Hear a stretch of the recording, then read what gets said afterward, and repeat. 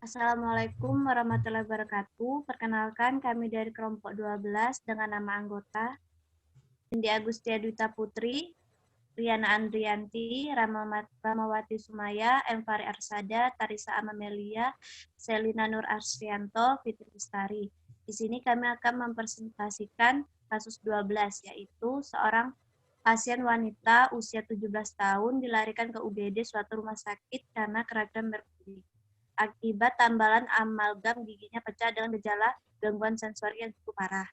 Gangguan sensasi dan berkurangnya kemampuan koordinasi. Peristiwa tersebut terjadi 1 jam yang lalu. Apoteker dan dokter berdiskusi mengenai terapi keracunan yang akan dilakukan untuk pasien tersebut.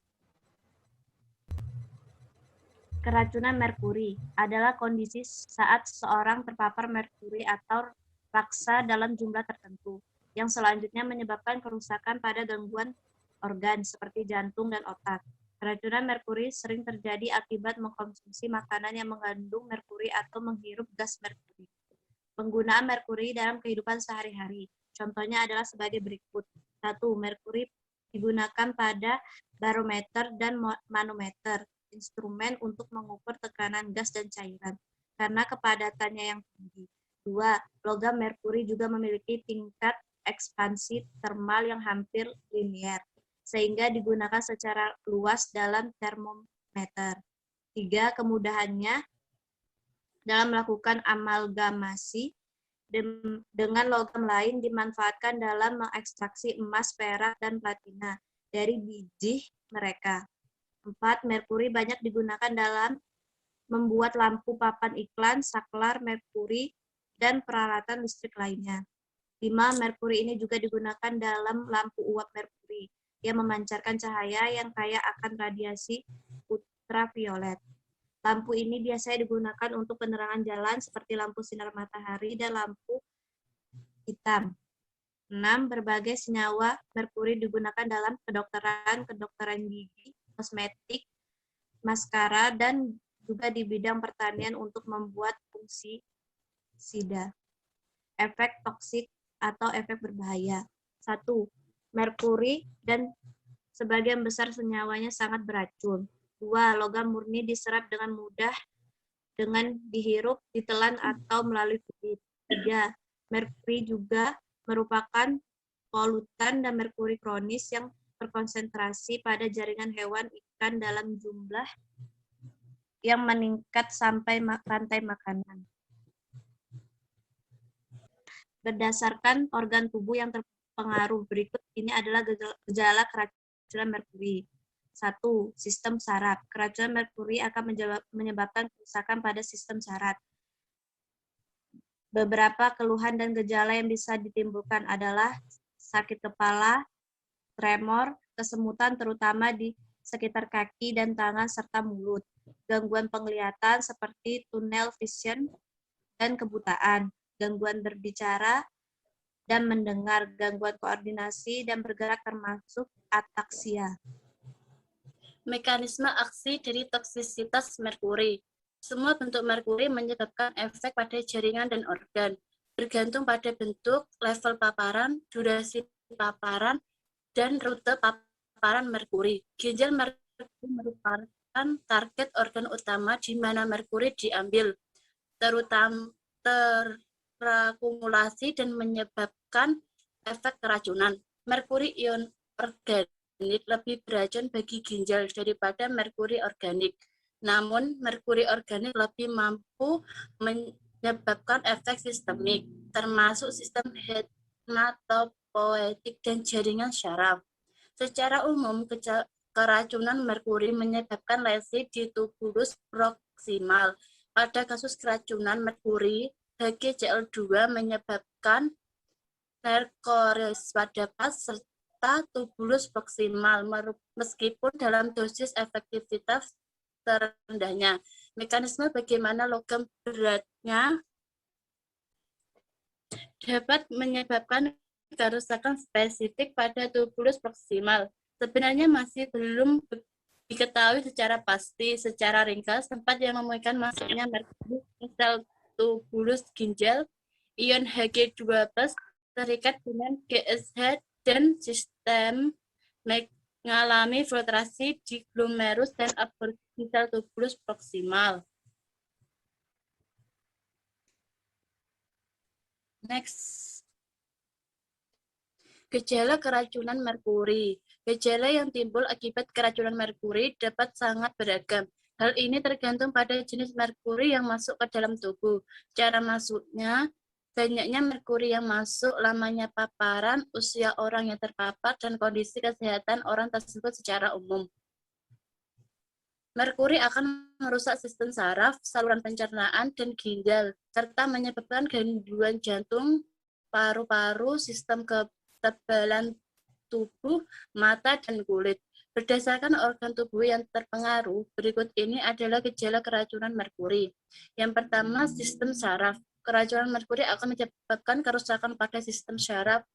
Beberapa keluhan dan gejala yang bisa timbul adalah sakit kepala, tremor, kesemutan, terutama di sekitar tangan dan kaki, serta mulut, gangguan penglihatan seperti tunnel vision dan kebutaan, gangguan bicara dan mendengar, gangguan koordinasi dan pergerakan termasuk ataksia, gangguan emosi dan fungsi kognitif, kelemahan otot, sulit berjalan, hingga hilang ingatan.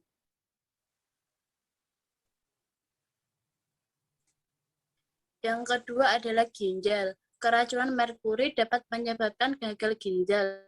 Kondisi ini dapat dikenali dengan munculnya gejala berupa urin yang keluar sedikit, mual terus-menerus, sesak napas yang tidak jelas penyebabnya, dan tubuh terasa sangat lemas. Selain pada sistem syaraf dan ginjal, beberapa organ lain yang bisa terdampak akibat keracunan merkuri adalah sebagai berikut.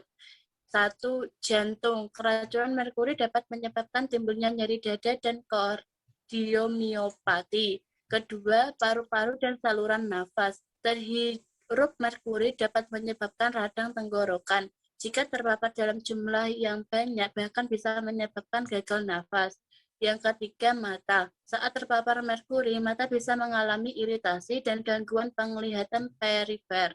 Yang terakhir, kulit. Keracunan merkuri dapat menyebabkan munculnya lesi kulit, seperti ruam pakul. Strategi terapi keracunan yang tepat untuk pasien. Pelaksanaan terapi keracunan pada umumnya disebut terapi antidotum, yakni tata cara yang secara khusus ditujukan untuk membatasi intensitas efek toksik zat beracun atau untuk menyembuhkan efek toksik yang ditimbulkannya, sehingga bermanfaat untuk mencegah bahaya selanjutnya. Beberapa asam umum yang mendasari terapi antidot tersebut meliputi sasaran, strategi dasar, cara, dan pilihan yang antidot. Strategi dasar terapi antidot meliputi penghambatan absorpsi, distribusi atau translokasi, peningkatan eliminasi, dan atau penaikan ambang toksik zat beracun dalam tubuh. Penerapan strategi terapi keracunan diterapkan utamanya bergantung pada perkiraan rentang waktu dari saat masuknya racun, gejala-gejala. Next. Selanjutnya, terapi emergensi jika terjadi gejala umum keracunan merkuri. Bila terdapat peningkatan kadar merkuri dalam darah atau urin, perlu dilakukan terapi kelasi sebagai langkah awal. Terapi kelasi merupakan terapi pemberian obat yang berfungsi membuang logam dari dalam darah. Beberapa obat yang biasa diberikan pada terapi ini adalah dimercapol atau bal atau Sukimer atau bisa disebut juga DMSA. Pemberian terapi kelasi berupa DMPS oral, sodium 2,3 dimercaptol 1 propane sulfonat. Bagi pasien keracunan merkuri dinilai sudah sangat tepat pemberiannya karena DMPS oral merupakan salah satu terapi utama yang digunakan sebagai zat pengkelat untuk keracunan merkuri. Pada kasus ini pemberian terapi berjalan efektif di mana Setelah diberikan terapi ini, keadaan pasien akan semakin membaik, ditandai dengan penurunan kadar merkuri dalam darah dan juga urin. Terapi DMPS oral atau Dimafal dalam bentuk tablet selama 1 bulan penuh. Hari pertama kelasi sebanyak 1.200 mg atau 6 kali 200 mg dan selanjutnya tiap 12 jam selama 1 bulan. Next.